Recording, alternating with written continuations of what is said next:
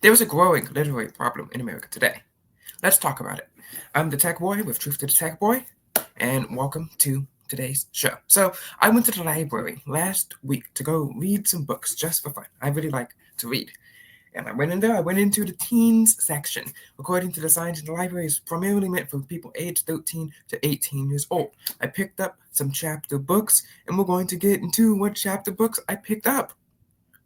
First book I picked up was a true to life biography of some WNBA star.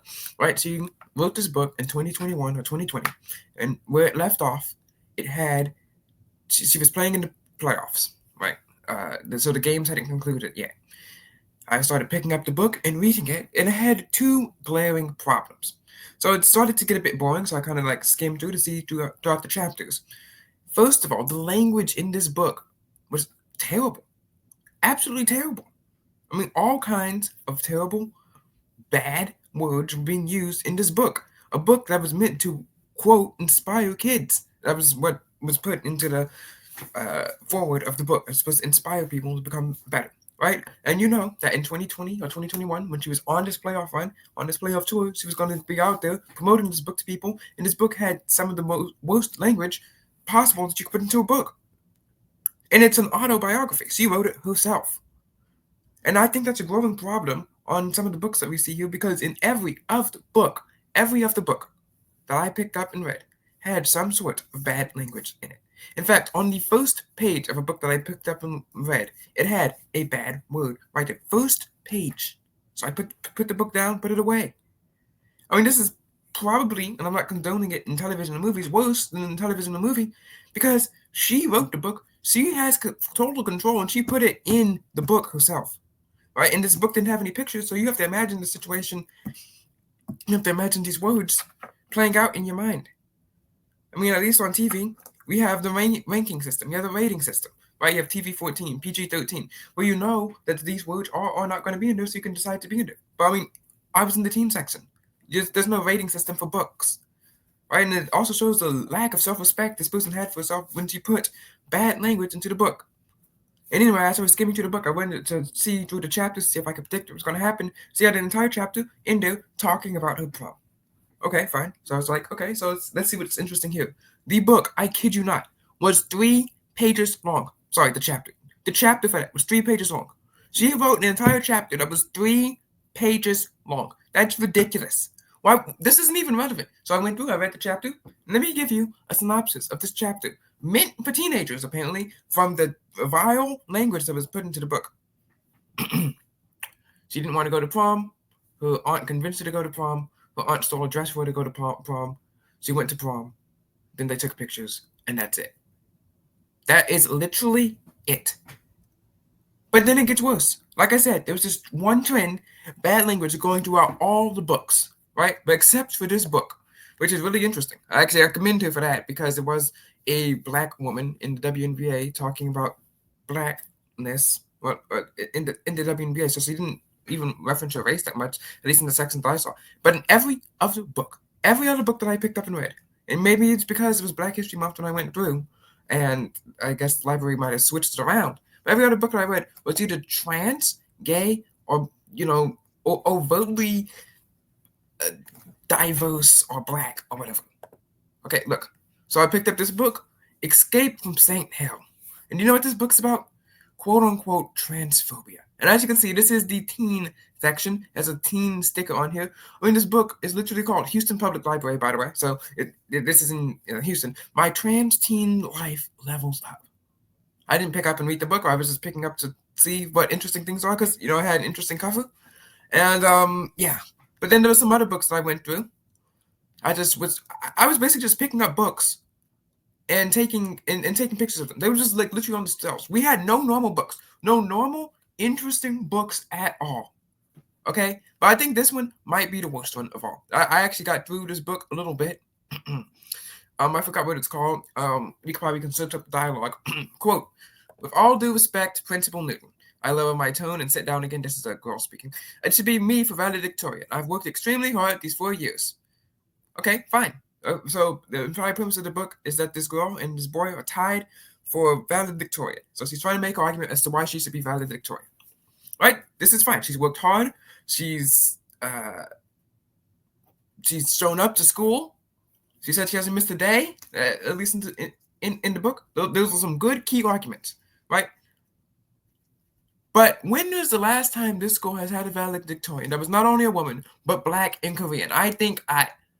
First of all, this woman is supposed to be extremely, extremely smart, right? She is supposed to be valedictorian. She's supposed to be going in there and reading statistics. If she was even remotely smart, right? That's the problem with the ideological capture that this author has. If this character was actually smart, she'd realize that it's statistically unlikely for the United States of America to have a valedictorian in a regular school, so not like an exchange school for immigrants or something, in a regular school that's Black and Korean and a woman. Not because of quote-unquote systemic racism, but because this is a 60% white country. And yes, I know I live in Houston, and apparently I was shocked when I learned that out, because, I could go days without talking to a white person here. But this is 60% white. I think the story is set in Chicago. But let's not forget, 60% white and 13% Black, which means about 6.5% of all Black people in the United States, no, it's like half of Black people, but 6.5% of people in the United States are going to be a Black woman. Then you get to Korean, and that's 0.00 something, right? And then woman would be 50. So you take that. So what you're saying is you're a minority, 13%. Multiply that times, or maybe multiply that by another minority, 0.001, and then half that because you're one.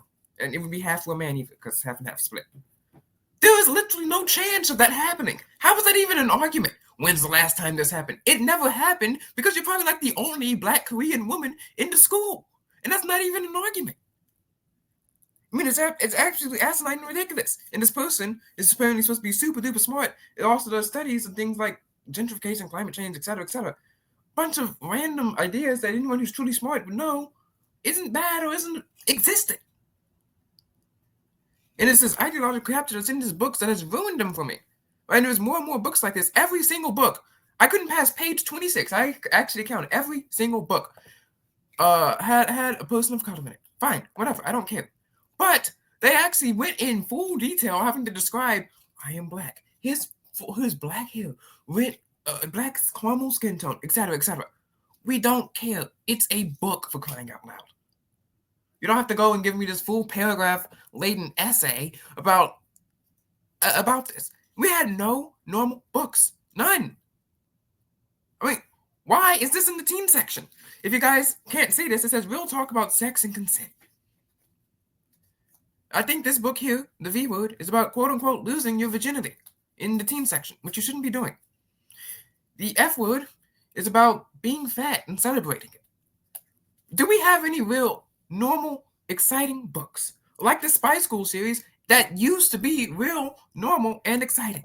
I really liked that series because it was exciting. You could go away and imagine yourself doing other things. Why do you think I'm so interested in espionage? SSALTW, right? Why do you think I like those Adventure Odyssey books so much? Because they were imaginative. They put kids in situations that were just a bit out far of what you could be in yourself. If you could imagine it, you could do it, right? Mr. Whitaker, when in like the 1930s, helping stop a gang of criminals. The Red Rock Mystery books of the kids investigating some band of criminals going around and blowing up the mailboxes. The Spy School series books of trying to prevent Spider from taking over the world. The Treehouse books, Magic Treehouse books of the kids learning some valuable historical lesson. These books all built me. They helped me shape my life and turn me into the person I am today. They lent me a sense of imagination and wonder and gave me a sense of drive. But the books that are here now is just essentially, I'm Black, give me something. I'm Black, I'm Black, I'm Black, I'm Black, I'm Black. And they all try to be so realistic. Of course, they portray situations that aren't inherently realistic, like systemic racism. It doesn't exist in the United States of America, but they pretend that it exists, and they pretend that it exists in the story so they can be all real and get their little awards. And even Spy School has now capitulated completely 100% over to the wokeness. In book 6, right, it was a decent book, and the whole plot was let's melt Antarctica, so that we get beachfront property, et cetera, and take over the world, right? And one of the plot lines was, oh, well, global warming is going to do that anyway in a few generations, right? But that was just a throwaway comment that Ben said at the end of the book, right? The entire book was really focused on Spider. But now in book 9, I believe, they go into Russia and spy on the Russians, and they have an entire lesbian romance in this book meant for 8 to 12-year-olds. In the book between Zoe and some Russian agent girl. Remember, these are kids. The book is Spy School. It's a school run by the CIA for kids, middle to high school. So they have some lesbian romance between a 13-year-old and a 14-year-old Russian girl and an American CIA spy who is also 13 and 14 years old. And the entire plot is they're going to melt the ice cap so that Russia can become green. And this old CIA spy from like the 60s is like, oh, global warming's not real. Then one person says, well, see, the Russians said it was real because that was the entire point of the book. And then he's like, oh, well, I guess it's real. So you combined a lesbian romance and global warming propaganda into one book that's supposed to be a spy school book. I mean, there was even one that's even more laughable. I think it was book 8. They had this entire book that was just the entire plot was QAnon, but crazier. And like they thought that Ben was a shape-shifting lizard. And that was kind of funny because it just kind of is. The entire premise was misinformation. But then book 9, a lesbian romance in a kid's book? No. But even that one still had some sense of intrigue, excitement. Now we just have essentially trans teens, books about sex, books about just I'm black, and that's the entire premise of the book. Ridiculous. And especially for this girl who should know that the chances of a school in America, Midwest America, Chicago, having a valedictorian that's black and American and Korean and a woman is absolutely ridiculous statistically. Matt Walsh said America was built by white men, and people freaked out about that. Why?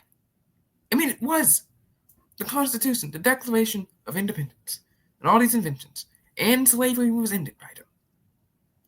And every president, except for one, has been one. Not because of racism, not because of the lack of forward and upward mobility, but just they had the drive, they had the determination. And also, plain and simple statistics. If you're 30% of the population, the majority, you're going to have more things attributed to you. You're going to have more chances of becoming valedictorian. Fun fact, I went to a school, right? 12 students in high school. Not in high school, but in the 12th grade class. So 12 people that can be valedictorian, right?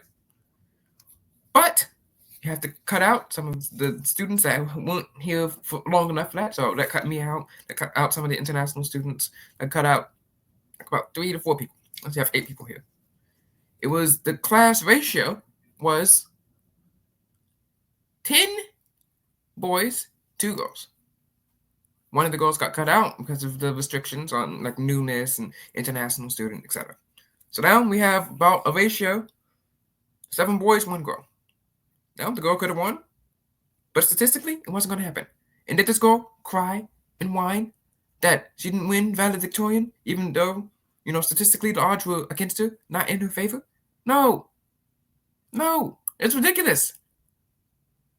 If you're one person against 7 people, it's not racism or sexism to believe that statistically, this person has a much bigger chance, the 7 boys had a much bigger chance of winning than 1 girl. Simple statistics.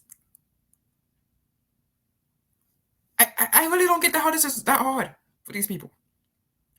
But they just keep banging you over the head with this. And these books are now not even exciting to read anymore.